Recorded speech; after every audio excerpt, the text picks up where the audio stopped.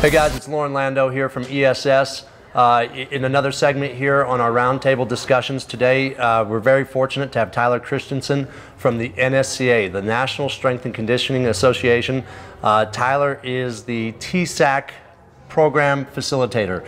He has an extensive background in strength and conditioning, everywhere from minor league baseball, the collegiate sector, to special forces, to now being in charge of the TSAC program with the NSCA. It's an absolute honor to have him here, and I know he's going to share a world of information for you viewers who maybe are looking at different aspects of the field. I know when I came out of school, I could either do cardiac rehab or personal training.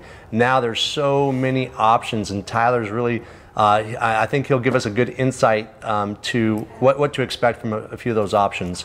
So Tyler, thank you very much. In the introduction I said all the different things you've done. Can you kind of go down chronologically what you've done? Yeah, first of all, thanks for having me here. After I graduated from Iowa State University, I had worked in the Olympic sport program there. And then I had an opportunity to continue and go to Illinois State. So I worked in the collegiate sector for a little bit.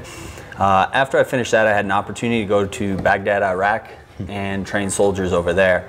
Coming from the collegiate setting, it made sense to train an athlete just as if, excuse me, a tactical soldier, just as they were an athlete. It just made sense to me, so that's what I did. So I did that for a year, worked 12 hours a day, 7 days a week, and it was pretty brutal time over there, but really learned a lot. It was great. Came back from that opportunity and proceeded to work for the Colorado Rockies in 2007. That was quite the experience of learning how to manage athletes, especially with an extended season like that, 180 some games. You really start to learn that it's not all about just cracking the whip, that it's starting to just manage things.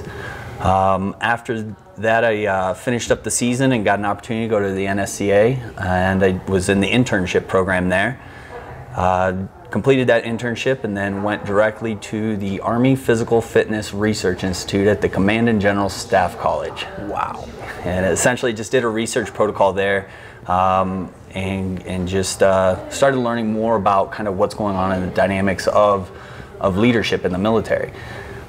We did that for a year. And then I proceeded to go to, went back to the NSCA actually, as the coordinator of the TSAC program.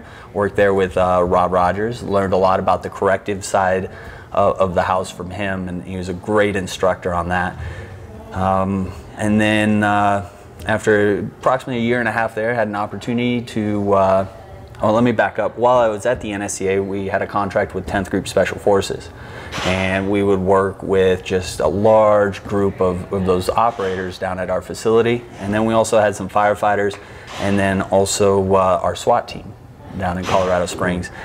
So constantly training with that, and then going around teaching the TSAC facilitator course.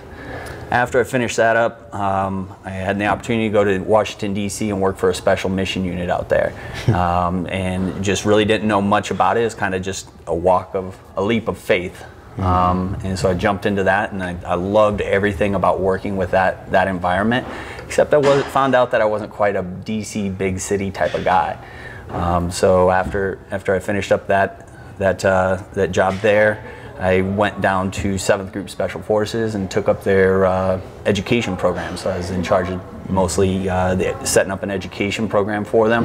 And that's kind of where the light bulb went off for me, that with these tactical athletes, we have to educate them.